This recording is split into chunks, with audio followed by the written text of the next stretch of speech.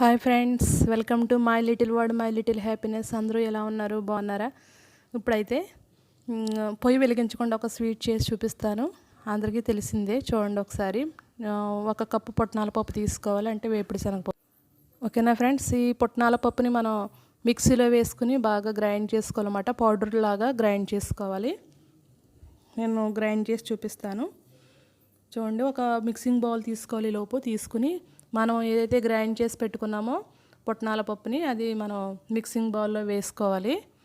తర్వాత నేను ఒక హాఫ్ కప్పు షుగర్ని పౌడర్ చేసి పెట్టుకున్నాను. దీన్ని కూడా మనం ఆ మిక్సింగ్ బౌల్లో వేసుకోవాలి. తర్వాత ఇవి ఒక స్పూను ఇలాచీ పౌడర్ని వేసుకోవాలి. నేను షుగరును ఇలాచీ కలిపి పౌడర్ చేసుకున్నాను. ఆ మూడు మొత్తం మిక్స్ చేసుకోవాలి ఫస్ట్. తర్వాత రూమ్ టెంపరేచర్లో ఉన్న మనం నెయ్యిని వేసుకోవాలి. కాచిన నెయ్యి కాకుండా రూమ్ టెంపరేచర్లో ఉన్న, ఫ్రిడ్జ్లోది కాకుండా రూమ్ టెంపరేచర్లో ఉన్న నెయ్యిని వేసుకోవాలి. ఒక హాఫ్ కప్ వరకు పడుతుంది, మరి అంత ఎక్కువేం పట్టేదు. చూడండి ఫ్రెండ్స్, ఇప్పుడు మనం దీన్ని బాగా కలుపుకోవాలన్నమాట. మనకి ఉండ అయ్యే కన్సిస్టెన్సీ ఎంతవరకు వస్తుందో అంతవరకు మనం కలుపుకోవాలి. ఒక హాఫ్ కప్ తీసుకుని విడిగా అయినా వేసుకోవచ్చు.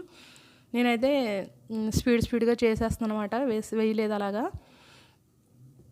చూసారా ఫ్రెండ్స్? ఇలా మొత్తం నేను ఇంక ఇందులో ఏం వేయలేదు, ఓన్లీ గీ మాత్రమే వేసాను, నెయ్యి మాత్రమే వేసాను.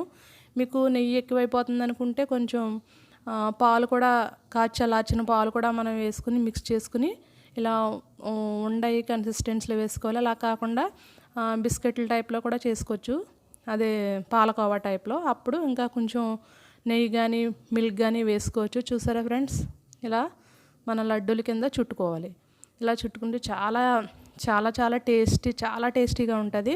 ఒకసారి ట్రై చేయండి ఫ్రెండ్స్. మనం పొయ్యి ఏం వెలిగించుకోకుండా మనం ఇలా లడ్డూల్ని చేసుకోవచ్చు అన్నమాట. మనం ఎమర్జెన్సీగా ఏమైనా స్వీట్ కావాల్సి ఉంటే కనుక, మన ఇంటికి ఎవరైనా రిలేటివ్స్ వచ్చినట్లయితే ఒక్క నిమిషంలో మనం టీ పెట్టి ఇచ్చే లోపు మనం ఈ లడ్డూల్ని చేసేసుకోవచ్చు అన్నమాట.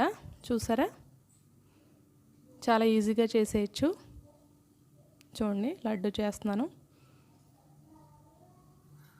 అంతే. ఇది చిన్న లడ్డు, తర్వాత కొంచెం పెద్ద లడ్డూలు చేశాను. చూడండి, ఇలా నాకైతే ఒక 10 లడ్డూలు, ఒక కప్పు పుట్నాల పప్పుకి ఒక 10 లడ్డూలు అయినాయి. మా వాళ్ళు మధ్యలో తినేసేటప్పటికి ఇలా చివరికి ఈ 7 లడ్డూస్ మిగిలాయన్నమాట. ఒక 10-11 వరకు అయినాయన్నమాట. చూసారా ఫ్రెండ్స్?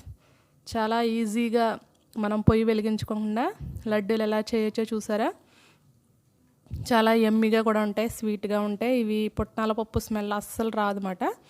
చూసారా? మీకు కనుక నచ్చినట్లయితే మీరు కూడా ట్రై చేయండి. ఫస్ట్ టైం కనుక నా ఛానల్ చూస్తున్నట్లయితే సబ్స్క్రైబ్ చేయండి, పక్కనున్న బెల్ ఐకాన్ని ట్యాప్ చేయండి, లైక్ చేయండి, కామెంట్ చేయండి, షేర్ చేయడం మాత్రం మర్చిపోవద్దు. Bye friends.